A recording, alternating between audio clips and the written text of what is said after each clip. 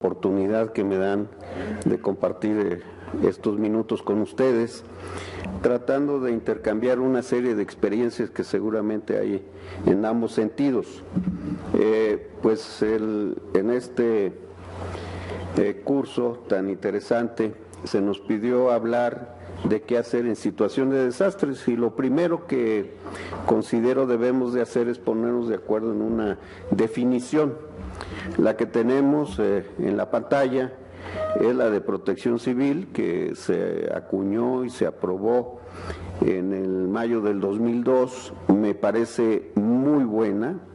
En la maestría que tuve oportunidad de hacer en Europa, nos presentaron 92 diferentes definiciones, y hay razón, porque una es de los ingenieros, otra es de los arquitectos, otra es de los médicos psiquiatras, y esta es la que siento que abarca todo.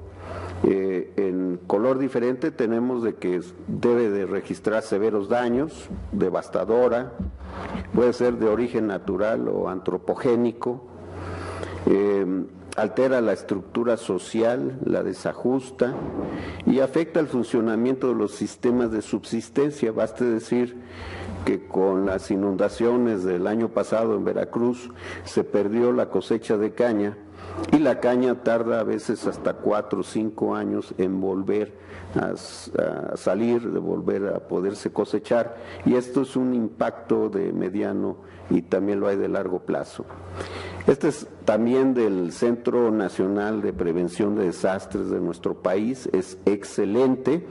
Aquí vemos aglutinados los 5 fenómenos que impactan a cualquier país. A nuestro país le tocan los 5.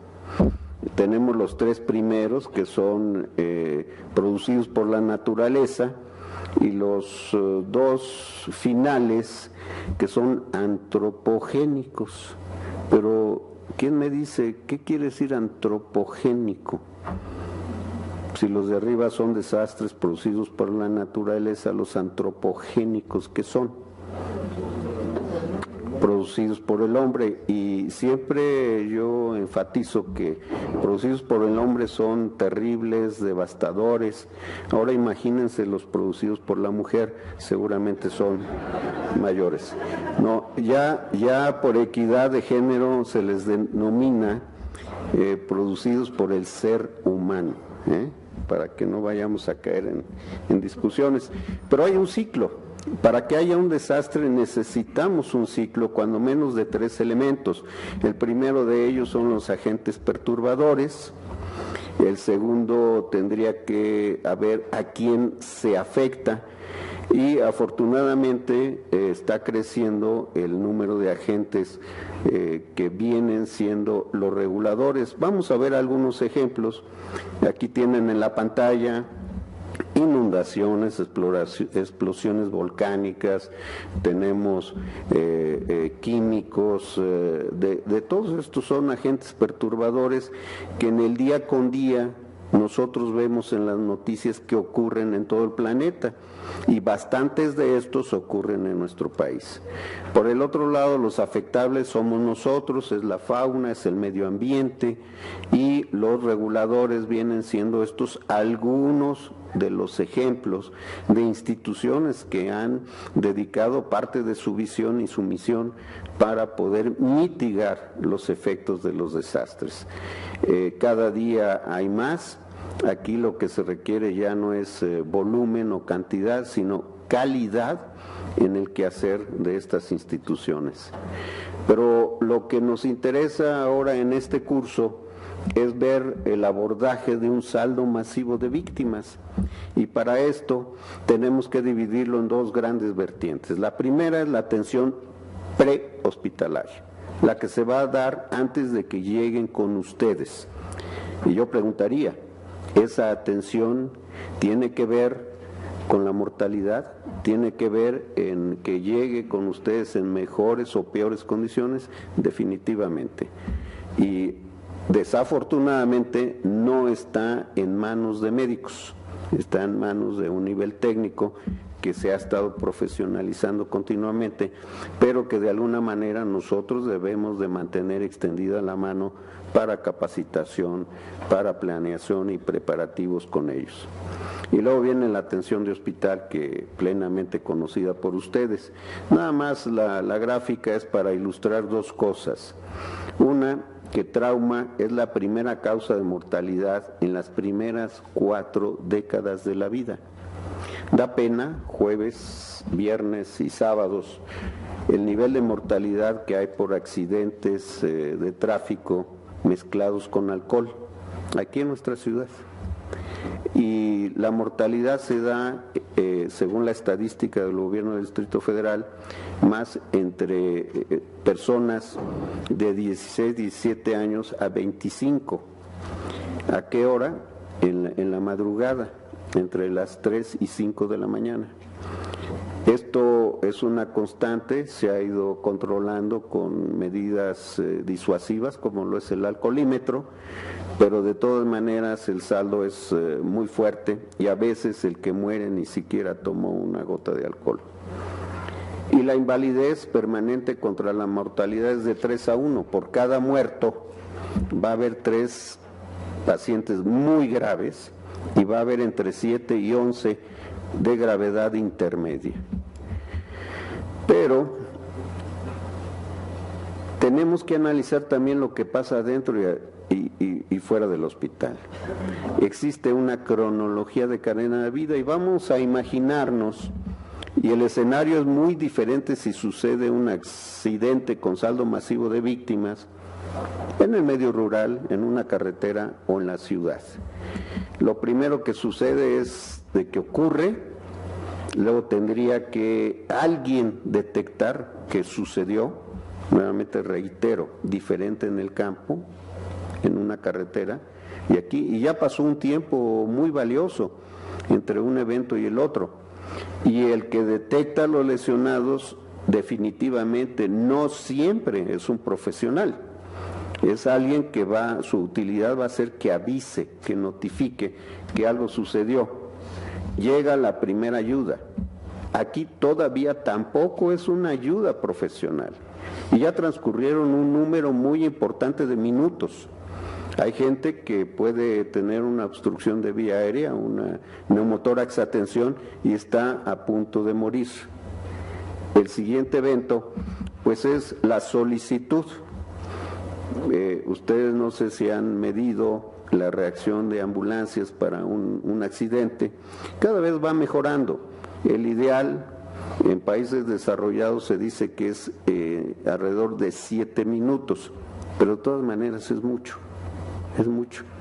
¿Cuánto puede durar una persona con la vía aérea obstruida sin que se descerebre? Entonces, todo esto tiene que ir mejorando. En nuestra ciudad han mejorado los tiempos, ha mejorado el número de ambulancias, pero todavía yo les preguntaría un viernes en la tarde de quincena, ¿qué tan fácil es que pase una ambulancia a través de todo esto?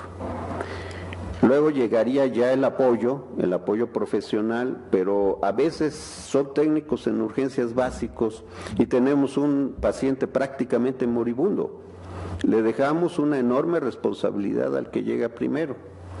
Entonces, ahí ya vamos nosotros sumando muertos en cada uno de estos escalones. Llega el profesional, llega el técnico en emergencias médicas avanzado, o llega una ambulancia del ERUM o de Cruz Roja y hace la evaluación inicial y simultáneamente viene el inicio de la atención prehospitalaria. Luego viene el traslado. Aquí en la actualidad ya no es como hace décadas de que súbelo a la ambulancia y vete lo más rápido que puedas, brincándose los semáforos y todo esto. Actualmente se debe de ir a una velocidad moderada, 60 kilómetros por hora, y esto porque ya lleva atención en trayecto. Ya lleva control de vía aérea, ya lleva control de sangrado, ya lleva todo esto, y la meta es de que cuando llegue al hospital llegue todavía en mejores condiciones. Y ahí es donde lo va a recibir el hospital. Después del análisis de esta cronología, quiero compartir con ustedes esta imagen. Vemos en dónde está el saldo masivo de víctimas. Vemos por aquí en donde se va a hacer ya, esto hay mucho entrenamiento al respecto, el triage. La primera prioridad, o los pacientes más graves pero recuperables, van a estar aquí, los intermedios y los que no tienen mayor daño serían los que estarían aquí. Pero aquí hemos puesto los hospitales rojo, amarillo y verde. Esto es tratando de darnos la mano con la atención prehospitalaria, en el sentido de que el más grave pueda ser llevado al hospital de mayor complejidad para el problema que tiene. Y en esto ya les hablaron hace unos minutos de los centros de trauma, ya les hablaron de aplicar ciertas escalas, y con esto se podría salvar vidas. El hospital amarillo son aquellos, con el ejemplo del Seguro Social, serían hospitales generales de zona. No sería Trauma de Magdalena o Lomas Verdes o Balbuena o Joco. Ahí hay cierto tipo de lesiones que se tendrían que llevar, y finalmente el hospital verde no juega ningún rol para llevar pacientes. El paciente verde es aquel que tiene lesiones menores que hay que tratar ahí. La crisis nerviosa, un golpe, una contusión, una escoriación, o en una unidad de medicina familiar. Lo que sí tenemos esa flechita en verde es para que el hospital de mayor complejidad pueda sacar pacientes que ameritan todavía 1, 2, 3 días de estancia hospitalaria, y llevarlos, si son mujeres, a uno de gineco y tener una mayor capacidad para la recepción.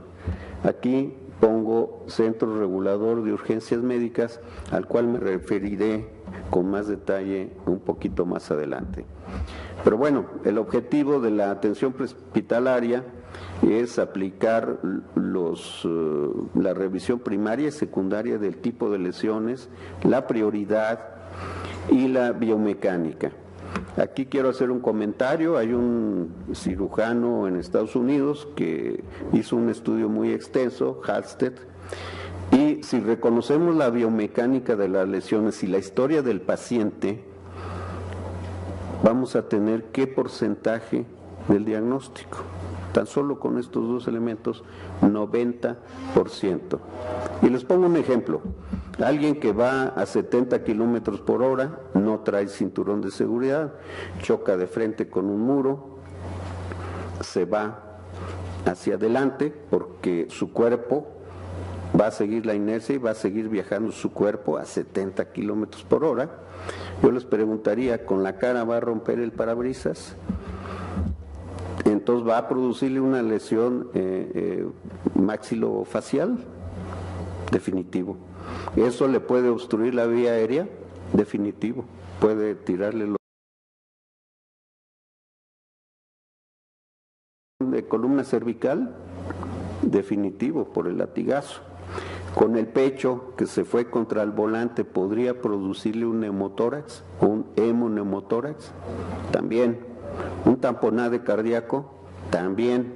Con el filo inferior del volante podría lesionar una víscera intraabdominal, hígado vaso, o incluso una víscera hueca, también. Incluso si lo quieren más fino, con la rodilla en el tablero pudo producirse una fractura de rótula. Esto es la biomecánica. Esto es nada más seguir la cinemática del impacto. ¿Y quién sabe de esto más que el que está dentro en urgencias? El técnico en urgencias médicas.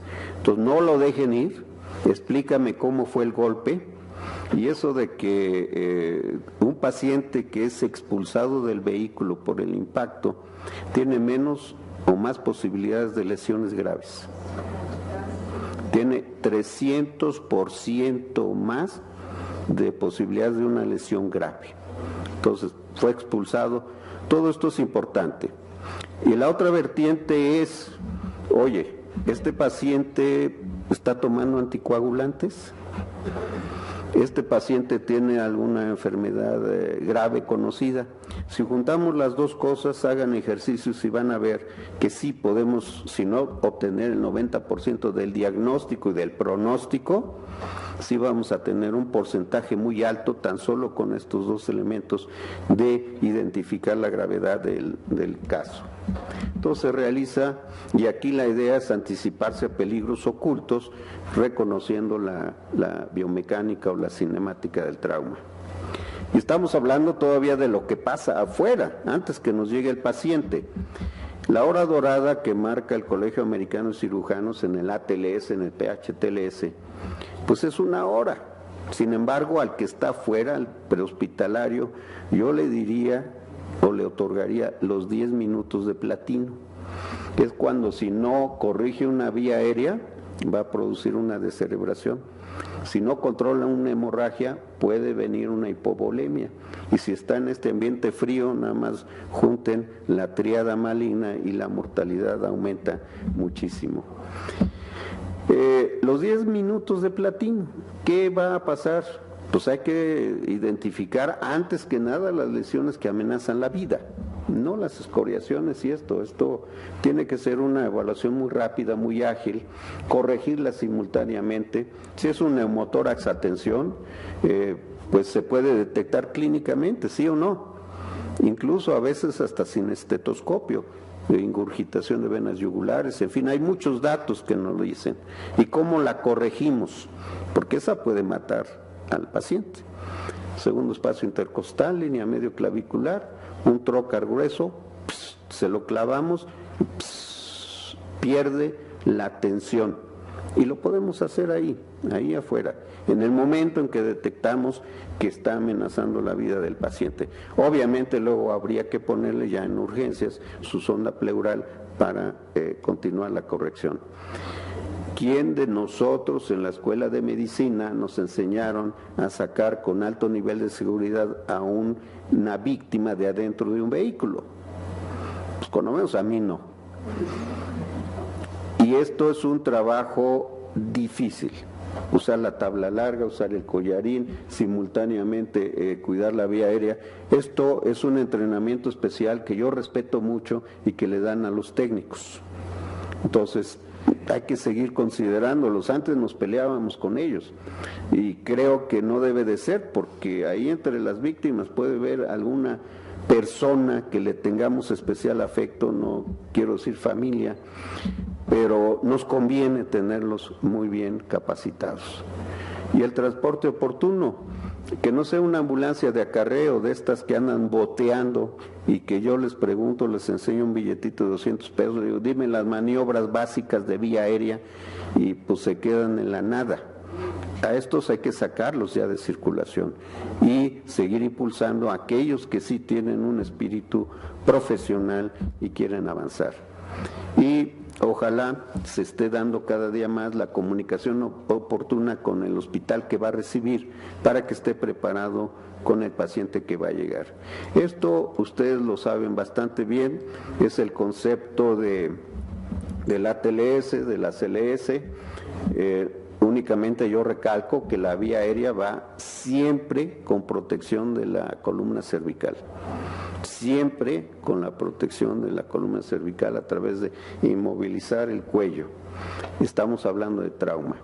Y el control de la hemorragia, que fuera del hospital se hace con compresión únicamente. Estas dos partes le toca al prehospitalario. Son los que proveen el cuidado y el servicio de transporte. La ambulancia debe de traer todo. Ustedes o nosotros muy cómodamente adentro del hospital estamos en la terapia intensiva, en la sala de cirugía, pegamos un grito, corre el auxiliar y nos traen lo que queremos. Diferente en una ambulancia. Ahí, aunque gritemos, echemos de maromas, si no llevamos lo necesario, vamos a perjudicar a nuestro paciente. Y estos dos le toca ya al hospital.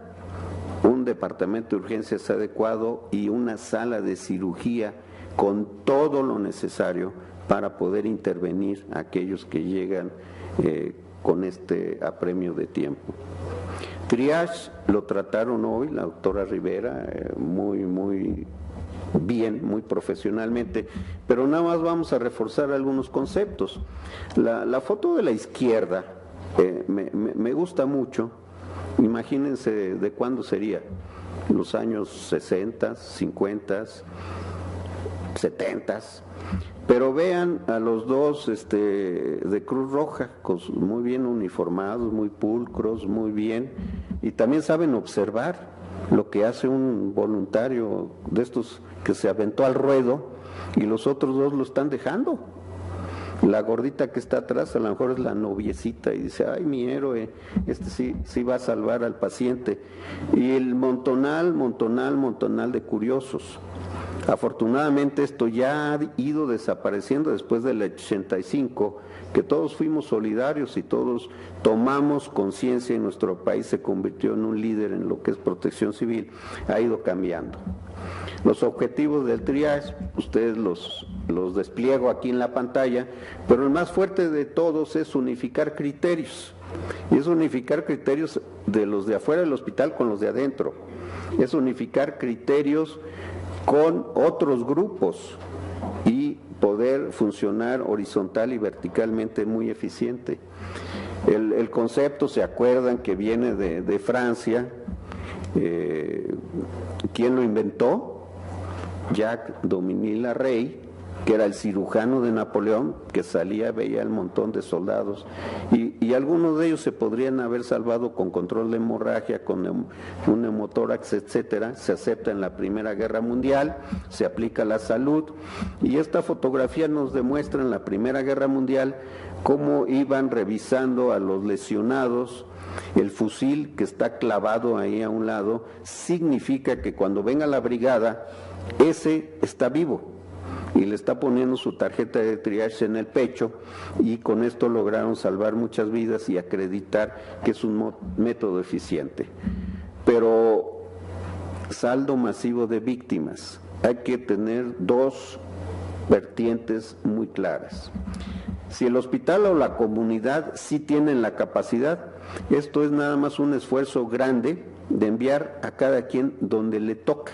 Los de alta complejidad, los de mediana complejidad, los de escoriaciones se atienden en unidades de primer nivel. Pero si no existe la capacidad ni del hospital o comunidad, ahí sí hay que aplicar con mucha seriedad, con mucho profesionalismo, con mucha ética el triage. Y esto se llama saldo masivo de víctimas, y vamos a ver algunas imágenes nada más para reforzar el concepto.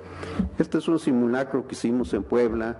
Este es el nido de víctimas, donde utilizamos siempre, invariablemente, estudiantes de medicina que hacen un papel espléndido, ponen en jaque a los servicios de urgencias y prehospitalarios.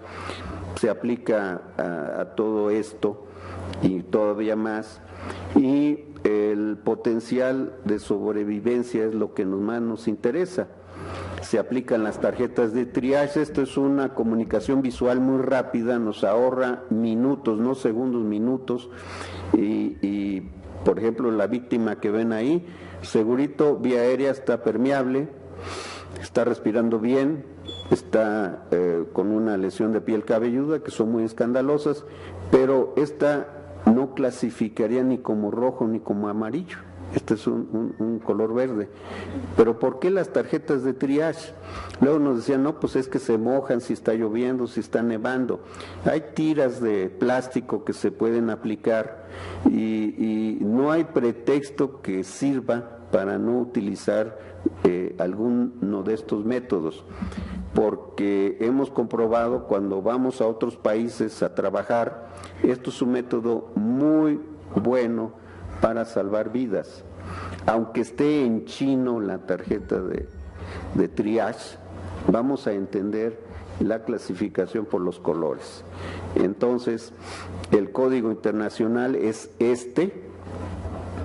No me voy a detener en rojo, amarillo, ni en el negro. Quisiera yo nada más reforzar un concepto de verde que estuvimos luchando en el ámbito mundial para lograr. Los rojos, pues evidentemente ya vieron varios ejemplos hoy en la mañana, que aquí desplegaríamos algunos otros. Los amarillos, que van siempre, la noria de ambulancias los va a llevar después de los rojos. Son algunos de los ejemplos que pudiéramos darles. Y los verdes. Los verdes son aquellos que están espantaditos. En el 85 les llamamos los polvorones. Llegaron 1080 en 8 horas a Magdalena en las Salinas. Están todos empolvados. La voluntad de los taxistas, de la familia, de sacarlos y llevarlos. Pero después el doctor Jorge Aviña y yo hicimos un estudio para ver de los 1080 cuántos de veras habían necesitado un nivel de alta complejidad como Magdalena en las Salinas para atenderse ahí. De los 1080, solo 76 habían ameritado llegar a ese nivel de complejidad. La pregunta es, ¿esto provocó más mortalidad? Definitivamente sí, porque el recurso que estaba aplicado para esto tuvo que revisar 1080 en lugar de 76, de 80 o de 90. Y por eso es que ya el triage se tiene que aplicar y además debe de haber un centro regulador de urgencias médicas para poder repartir los pacientes desde el ámbito prehospitalario. Entonces, estos son los pacientes verdes, pero la lucha que tuvimos con varios organismos internacionales es de que había los pacientes que los veían y decían, te vas a morir. Y los dejaban junto con los negros, con los que ya se habían muerto. Y hay varios conceptos éticos, sociales, humanos, de que cuando alguien mejoraba un poquito y veía que estaba entre puros muertos, imagínense qué despedida. Entonces empezamos a hacer la prueba de estos, ponerlos junto a los verdes que estaban espantaditos con lesiones menores. ¿Y qué creen? Un número muy importante que habían calificado como que se iban a morir, no se murieron. No se murieron. Les pudieron ellos ayudar, cuidar la vía aérea, controlar una hemorragia y no se murieron. Y otros que sí se murieron, pues hubo actos muy humanos como que, oye, dile a mi esposa que la quiero mucho, dile a mis hijos dónde está el dinero escondido, cosas de estas, hasta saludos a la casa chica. Y pues esto es una manera muy diferente que encontraron de morirse. Entonces, WADEM, que es la Asociación Internacional, la OMS, ya aceptó esto y estamos probando cada día que es un concepto muy válido. Obviamente los cadáveres no tenemos que mencionar. Y aquí regreso con el Centro Regulador de Urgencias Médicas. La Ciudad de México ha estado haciendo un esfuerzo grande por coordinar esto. Aquí lo ideal sería de que verdaderamente se clasificaran bien y todos los hospitales, independientemente de qué institución sean, el que amerita de inmediato la mejor atención pueda ser llevado ahí. El de intermedio y los verdes, bueno, que de alguna manera no lleguen a hospitales a quitarle la oportunidad a uno que sí está grave. Entonces, un centro regulador de urgencias médicas tiene estas 5 letras C y puede ser el eje que nivele la calidad de los servicios que se dan fuera del hospital y dentro del hospital. Y hablando un poquito ya de lo que es el hospital, pues después de todo este esfuerzo fuera del hospital, lo que merecería la víctima es encontrar un buen hospital, organizado, con los servicios, que no llegue la camilla y lo dejen ahí formado entre muchos otros, a pesar de que ya está clasificado como rojo, y amerita la mejor atención, el mejor personal y los mejores tiempos posibles. Rayos X, quirófano, ultrasonido. Y áreas críticas se había dicho, o nada más nos formábamos los médicos con la sala de cirugía, la de terapia, etcétera. Pero un hospital, yo les preguntaría, ¿va a funcionar a su máxima capacidad si la casa de máquinas no está bien? Si las líneas vitales no funcionan bien, si nos está fallando la electricidad. Entonces todo esto se toma en cuenta para un hospital de alta complejidad al recibir un saldo de víctimas. Todos van a competir adentro del hospital por una cama en urgencias, por una sala de cirugía, por una cama de terapia intensiva. El triage es dinámico y se va a seguir dentro del hospital para que cada quien llegue donde se requiere. En urgencias va a ser el embudo. Y pues decía el general Norberto Heredia Jarero que antes los servicios de urgencias, cuando llegaba un saldo masivo, era como la danza de los apaches marihuanos, porque todo el mundo corría para un lado, para el otro, y nadie agarraba al grave, nadie. Y entonces lo que vimos que funciona bastante bien es un binomio médico y enfermera por cada paciente que se acepta que entre al hospital en este triage. Y esto nos ha llevado a disminuir la mortalidad, la invalidez temporal o permanente, porque un binomio lo recibe, ve que le hagan los exámenes de laboratorio, la tomografía, el ultrasonido, jala al cirujano, jala las interconsultas y deja a ese paciente cuando logra su sitio definitivo, que puede ser sala de cirugía, puede ser terapia intensiva, hospitalización o incluso la morgue. Esta es una forma de organizarse bien, con responsabilidad, para un saldo masivo de víctimas. Y ahí continúa siendo lo mismo, el ABCDE. Y el personal de urgencias evidentemente debe de ser mejor capacitado, y hablamos no solo de enfermería y de médicos, sino incluso camilleros, intendencia, que tengan un alto nivel de cooperación para esto. Y quiero mencionar especialmente las unidades de reanimación, que están cobrando una utilidad ya imprescindible. En mi institución se está luchando porque cada servicio de urgencias tenga ya su área de reanimación. Esto en mucho se lo debemos al doctor Sergio Cordero del Hospital Balbuena, que ahí tiene incluso la especialidad de reanimación después de que terminan la residencia los especialistas en urgencias médico-quirúrgicas, pero ha demostrado su utilidad. Ahí llega el más grave, organizadamente se le echa montón y pueden estabilizarlo para pasarlo en mejores condiciones al siguiente escalón. Por el otro lado, todos los gabinetes, empezando desde rayos X, tomógrafo, resonancia, tienen que estar funcionando a su máxima capacidad. Nada de que no tengo el personal, que no funciona, que no tengo placas. Todo esto es en un ambiente ético, responsable y profesional. Y la idea es canalizar a tratamiento definitivo a quien lo necesite. Que en los simulacros que hacemos de saldo masivo de víctimas, al estudiante le decimos: tú simulas esto y esto y esto y esto, y debes de llegar a quirófano, o debes de llegar a la terapia intensiva, o te mueres. Y la verdad es una forma muy buena de que el propio hospital reconozca sus áreas de oportunidad. No se nos olvide algo adicional que viene siendo la vigilancia epidemiológica. Yo les preguntaría, muchos de los lesionados en accidentes no llegan incluso hasta llenos de estiércol, llegan con la suciedad de la calle, no van a introducir bacterias nuevas, peligrosas dentro de nuestro hospital. Entonces el epidemiólogo tiene que estar muy activo. Cuando es saldo masivo por un evento de terremoto o algo así, también el manejo de cadáveres cobra mucha relevancia, porque va a haber responsabilidad civil. Entonces, trabajo social debe de guardar la ropa, los anillos, todo lo que traiga uno, guardarlo en bolsa. Y ahora es muy fácil con el teléfono tomarles incluso fotos, porque esto después va a pasar el forense y se los va a llevar y los va a amontonar ahí en el CEMEFO. Algunos van a meritar incluso autopsia. Entonces, la información al público, si nosotros no la damos, se convierte en el segundo desastre.